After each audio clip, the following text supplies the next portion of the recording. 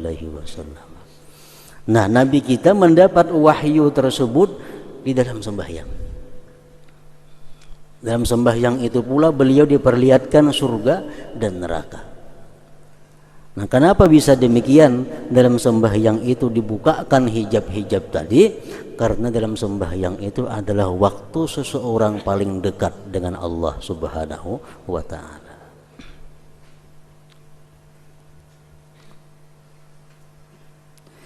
Berbeda juga mengenai sesuatu yang padanya terdapat mukasyafah. Macam-macam orang dibukakan Allah dalam sembahyang itu. Sebagian dari mereka terbuka baginya sebagian sifat-sifat Allah Ta'ala dan kebesarannya. Bagi sebagian mereka sebagian perbuatan-perbuatannya Allah. Dan bagi sebagian mereka terbuka sebagian dari halus-halus ilmu-ilmu muamalah. Mereka dapat ilmu-ilmu muamalah, ilmu-ilmu cara pembersihan diri. Mereka dapatkan yang halus-halusnya di dalam sembahyang. Itu berkat sembahyangnya yang ikhlas dan sembahyangnya yang khusyuk tadi.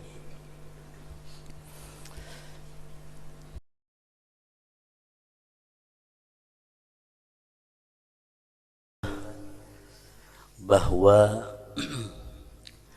memurnikan atau membersihkan salat dari bahaya-bahayanya adalah mengikhlaskannya kepada zat Allah Azza wa Jalla, agar sembahyang itu menjadi murni, sembahyang itu menjadi bersih dari hal-hal yang membahayakan. Pertama adalah mengikhlaskannya sembahyang itu karena Allah Subhanahu wa ta'ala.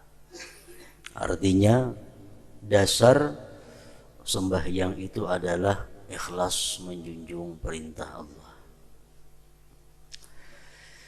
dan menunaikannya dengan syarat-syarat batin yang telah kami sebutkan, dari khusyuk, mengagungkan, dan malu, adalah sebab untuk memperoleh bermacam-macam cahaya-cahaya di dalam hati. Cahaya-cahaya itu adalah kunci ilmu mukasyafah.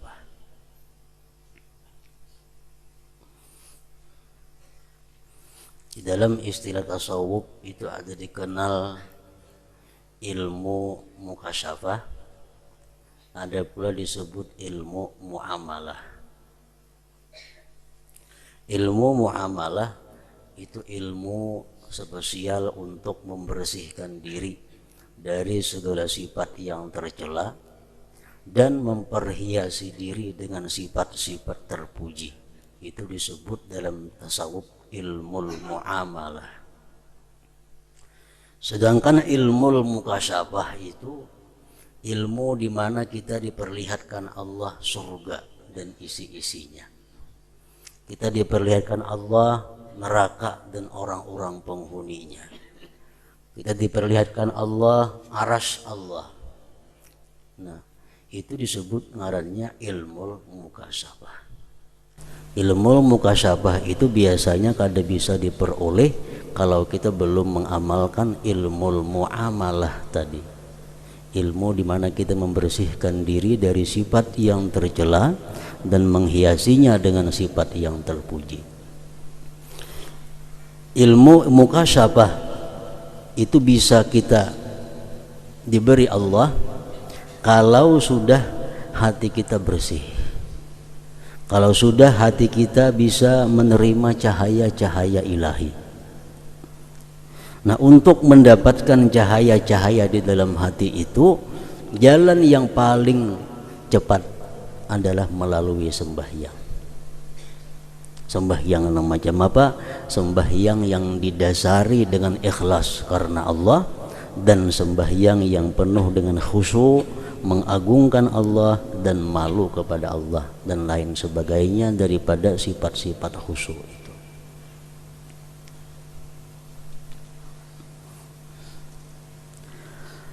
Para wali Allah yang dikasyafkan, dibukakan dengan kerajaan langit dan bumi, dan rahasia-rahasia ketuhanan itu, mereka hanyalah dikasyafkan, dibukakan di dalam salat. Ada yang bisa menjelaskan bahwa surga itu macam ini bentuknya. Ada yang bisa menjelaskan sirat, titian sirat itu macam ini. Nah, itu mereka peroleh, mereka dapatkan adalah di dalam sembahyang mereka, dibukakan oleh Allah hijab sehingga mereka bisa menyaksikan yang demikian itu. Lebih-lebih di dalam sujud, karena hamba itu dekat dengan Tuhannya Azza wa Jal dengan sujud. Ada sebagian di antara para aulia Allah, mereka itu sembahyang diperlihatkan Allah, aras Allah. Nah, jadi mereka sembahyang bukan lagi menghadap sesuatu, bukan lagi menghadap dinding, tapi yang mereka hadap adalah arasnya Allah. Nah, dalam sembahyang diperlihatkan arasnya Allah. Ada yang dalam sembahyang diperlihatkan Allah surga dan nerakanya. Nah, itu ngarannya adalah mereka dapat ilmu mukasyafah tadi dengan melalui sembahyang. Oleh karena itu Allah Ta'ala berfirman, wasjud waqtarib, surat Al-Alaq 19. Artinya sujudlah dan mendekatkan dirilah. Waktu sujud itu waktu yang paling dekat kita dengan Allah Subhanahu wa Ta'ala. Jadi apabila ada istilah dekat dengan Allah bukan diartikan dekat makani, dekat tempat, bukan itu maksudnya. Allah Maha Suci daripada bertempat. Yang dimaksud dengan kita dekat dengan Allah artinya dekat dengan rahmat yang khusus dari Allah, dekat dengan petunjuk yang khusus dari Allah, dekat dengan anugerah Allah. Itu artinya dekat, bukan dekat lawan nang bertempat macam ini, betata yang memangnya kada macam itu.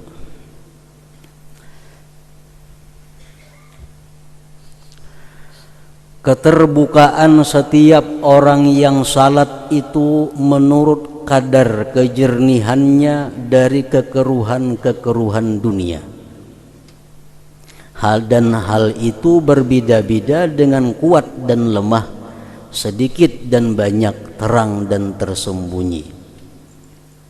Sehingga bagi sebagian mereka terbuka sesuatu dengan ainnya, bendanya.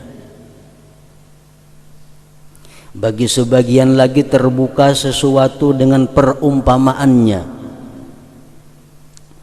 sebagaimana terbuka bagi sebagian mereka akan dunia dalam bentuk bangkai dan syaitan dalam bentuk anjing yang mendekam dan memanggil-manggil kepadanya. Mereka dikasapkan, dibukakan oleh Allah hijab. Ada yang dibukakan hijab itu langsung melihat bendanya, ada yang diperlihatkan perumpamaan-perumpamaannya. Dalam sebuah hadis Rasulullah sallallahu alaihi wasallam sembahyang bersama-sama dengan para sahabatnya. Tuntung sembahyang, beliau bersabda, ma min syai'in lam akun urituhu illa ra'aituhu fi maqami hattal jannah wan nar. Ujar Nabi, tidak ada sesuatu yang belum pernah aku lihat melainkan diperlihatkan kepadaku pada tempatku ini. Waktu aku sembahyang tadi, ujar Nabi, diperlihatkan Allah kepadaku sesuatu yang belum pernah aku lihat, sehingga aku melihat surga dan neraka. Nah, artinya apa? Bahwa beliau dalam sembahyang tadi dikasapkan, dibukakan oleh Allah hijab sehingga bisa melihat surga dan neraka. Fa uhiya ilayya annakum tuftanun fi kuburikum qariban min fitnatil masihid dajjal. Waktu itu ujar Nabi, aku menerima wahyu dari Allah bahwa kalian nanti akan diuji di dalam kubur. Dalam sembahyang itu Nabi kita diberi Allah wahyu. Setelah diperlihatkan surga, diperlihatkan neraka, Nabi kita didatangkan wahyu dalam sembahyangnya. Isi wahyunya adalah bahwa kalian nanti di dalam kubur akan diuji seperti di fitnah Dajjal. Apa di antara ujian di dalam kubur itu? Setiap manusia akan ditanya di dalam kubur, ma ilmuka bihadzal rajul. Apa pengetahuan engkau dengan ini laki-laki? Jadi di dalam kubur itu bukan hanya ada pertanyaan marabbuka, siapa Tuhan engkau, wa man nabiyuka, siapa nabi engkau, bukan hanya itu. Ada lagi ujian dalam kubur, dihadirkan di kubur itu nanti sesusuk laki-laki. Malaikat bertanya, siapa laki-laki ini menurut engkau? Fa'ammal mu'min, kalau inya beriman orang tersebut, orang yang beriman, fayaqul, dia mengata, huwa Muhammadun Rasulullah ja'ana bil bayyinat wal huda fa'ajabna wattaba'na. Itu laki-laki adalah Muhammad Rasul Allah yang telah datang kepada kami dengan keterangan dan petunjuk. Kami memperkenankan dan kami mengikuti dia. Kalau kita beriman dalam dunia, kita bisa pinandu, oh itu laki-laki adalah Muhammad Rasulullah. Nah, jadi setiap orang di dalam kubur dihadirkan sosok Nabi Muhammad, ditakuni siapa ini. Wa ammal munafik, kalau orang munafik begitu ditanya siapa laki-laki ini, fayaqul, dia akan menjawab, la adri, aku tidak tahu. Aku tidak tahu. Aku ada pinandu siapa laki-laki ini.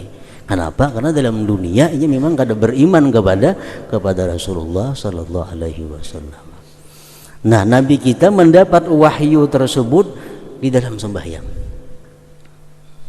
Dalam sembahyang itu pula beliau diperlihatkan surga dan neraka. Nah, kenapa bisa demikian? Dalam sembahyang itu dibukakan hijab-hijab tadi, karena dalam sembahyang itu adalah waktu seseorang paling dekat dengan Allah Subhanahu wa ta'ala.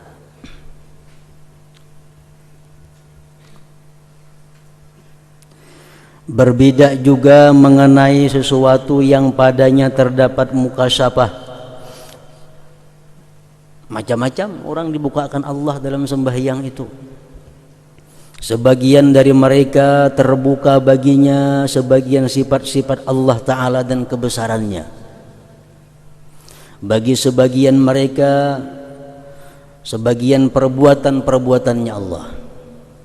Dan bagi sebagian mereka terbuka sebagian dari halus-halus ilmu-ilmu muamalah. Mereka dapat ilmu-ilmu muamalah, ilmu-ilmu cara pembersihan diri. Mereka dapatkan yang halus-halusnya di dalam sembahyang. Itu berkat sembahyangnya yang ikhlas dan sembahyangnya yang khusyuk tadi.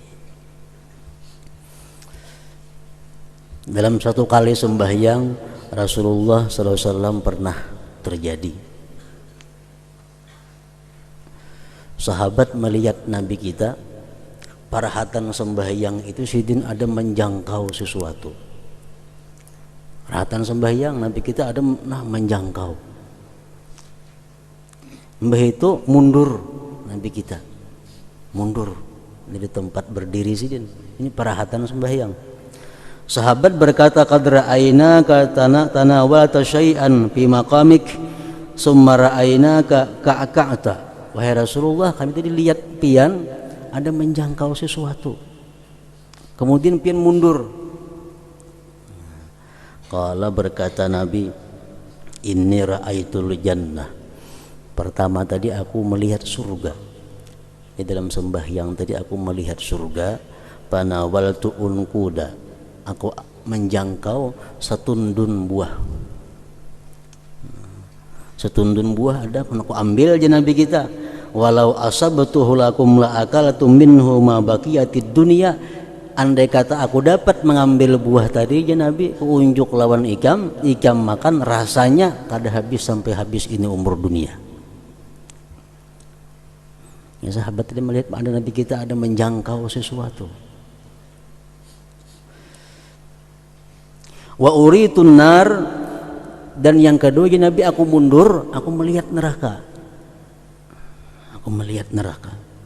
Falam ara manzaran kal yaumi qattu abza, tidak pernah aku lihat pemandangan yang paling seram daripada itu.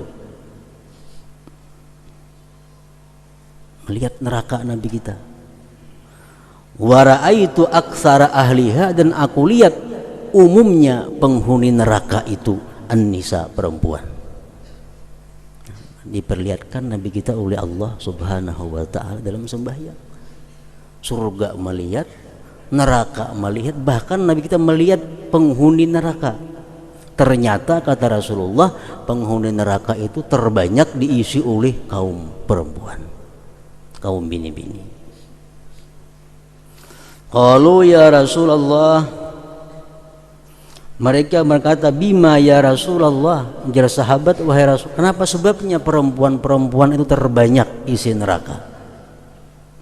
Kenapa perempuan itu mayoritas penduduk neraka? Kalau berkata Nabi, bikufrihinna, karena mereka kafir, karena mereka kufur. Sahabat bertanya lagi kepada Rasulullah, ayakfurna billah, adakah mereka itu kafir dengan Allah?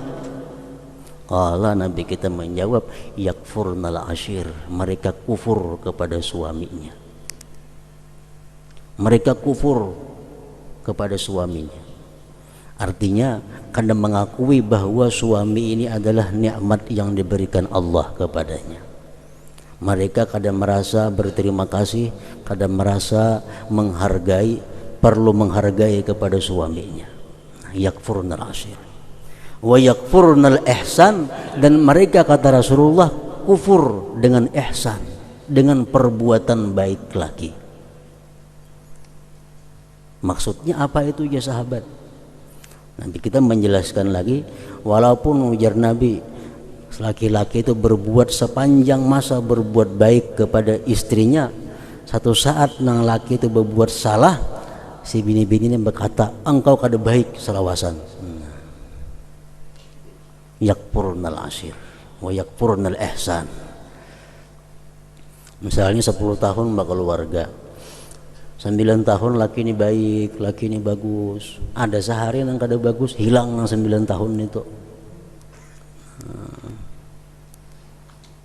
Itu ngaranna yakfurnal ihsan. Nah, jadi jar Nabi, itulah dua sebabnya yang aku lihat perempuan itu paling banyak menghuni api neraka. Nabi kita melihat itu, diperlihatkan oleh Allah sedemikian di dalam sembahyang sidin. Nah, itu artinya terbuka ilmu mukasyafah, ilmu mukasyafah.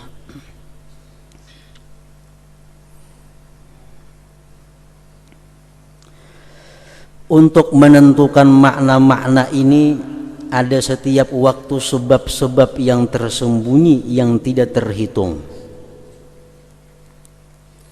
Kadang-kadang dia dalam sembahyang diperlihatkan surga, kadang-kadang dalam sembahyang seseorang diperlihatkan neraka, kadang-kadang dalam sembahyang dia diperlihatkan Allah kejadian-kejadian yang akan ia hadapi.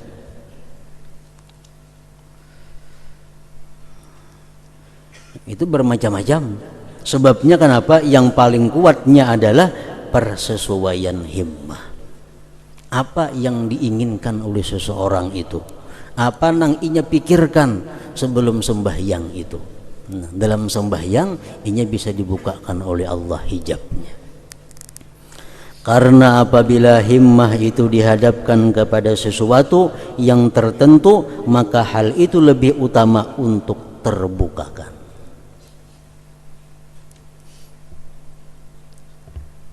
Kita ingat kisah manaqib Imam Ghazali dan adiknya Ahmad Al-Ghazali. Imam Al-Ghazali jadi imam di masjid.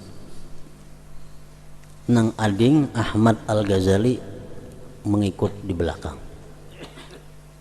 Tahu-tahu Ahmad Al-Ghazali mufarakah dengan kakaknya, bulik ke rumah. Ditakuni oleh nang mama, kenapa kamu ada 4 kakak sembahyang di masjid? Ujar Ahmad tadi mengatakan, dalam sembahyang ulun tadi, ulun melihat bahwa hati kakak ulun itu berlumuran dengan darah. Nah, ini namanya ilmu mukasabah. Dalam sembahyang dia diperlihatkan Allah hati imam itu macam apa.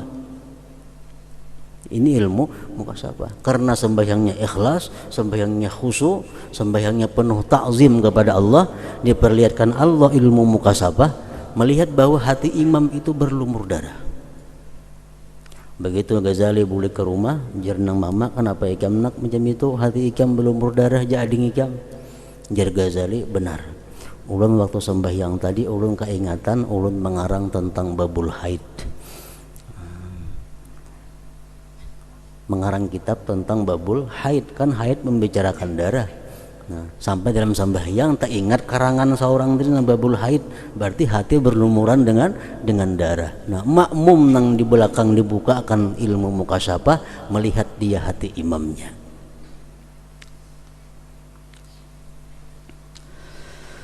Manakala urusan-urusan ini tidak terlihat kecuali pada cermin yang jernih, perkara-perkara seperti surga, seperti neraka, atau bagian-bagian gaib lainnya, itu kada akan bisa terlihat kecuali pada cermin yang jernih, hati yang jernih. Maksudnya menceramin tu kabur, siapa aja behumbayang ke situ kada kelihatan. Ceramin kabur, walaupun nang bungas diceraminakan, ya itu kada baik. Nang kada bungas sama, makinnya kada baik lagi. Kenapa? Cerminnya kabur. Artinya padahal waktu kita sembahyang itu Allah menebarkan berbagai macam ilmu mukasabah kepada kita. Cuma karena cermin kita ini kabur, kada kau menangkap. Cerminnya ada, cuma kabur.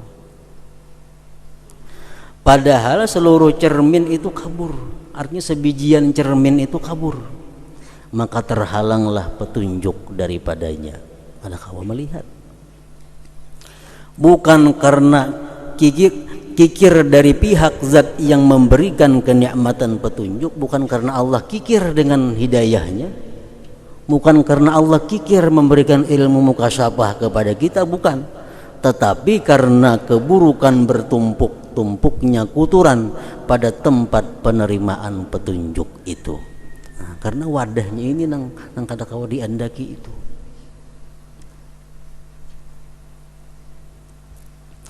Di mana lidah-lidah bersegera mengingkari hal yang seperti itu. Nah, artinya banyak orang yang mengingkari seperti itu, bahwa dalam sembahyang itu akan dibukakan Tuhan kita ilmu mukasabah, dalam sembahyang kita akan bisa diperlihatkan Allah tentang alam barzakh, dalam sembahyang itu diperlihatkan macam-macam. Itu banyak orang yang mengingkari. Bisalah macam itu, kayak apa terjadi macam itu? Nah, banyak nama ingkari. Masa dalam sembahyang kita melihat surga lah, melihat neraka? Nah, kenapa sebabnya mengingkari itu? Karena tabiat itu ditabiatkan untuk mengingkari sesuatu yang tidak hadir. Karena orang ini kada bisa dapat macam itu, lalu inya mengingkari akan terjadinya seperti itu. Seandainya janin, anak nang dalam perut ibu, seandainya janin itu mempunyai akal, niscaya ia mengingkari kemungkinan wujud manusia di udara yang lapang. Kenapa? Karena ia belum pernah hidup di udara yang lapang. Dan seandainya anak kecil itu dapat membedakan apapun, barangkali ia akan mengingkari kerajaan langit dan bumi yang dikatakan oleh orang-orang yang berakal. Demikianlah manusia itu pada setiap tingkatan hampir mengingkari tingkatan sesudahnya. Tingkatan 3 kerap kali mengingkari apa-apa yang terjadi oleh orang yang berada di tingkatan 4. Orang yang mengingkari tingkatan kewalian lazim baginya untuk mengingkari tingkatan kenabian.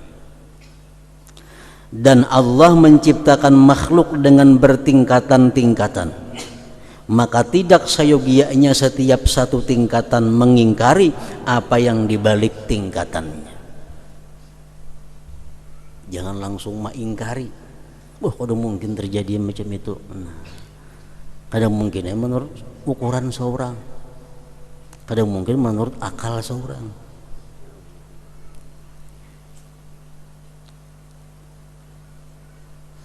Namun manakala mereka menuntut hal ini untuk perdebatan dan pembahasan yang mengacaukan, dan mereka tidak mencarinya untuk menjernihkan hati dari sesuatu selain Allah Azza wa Jal, maka mereka kehilangan dan mengingkarinya.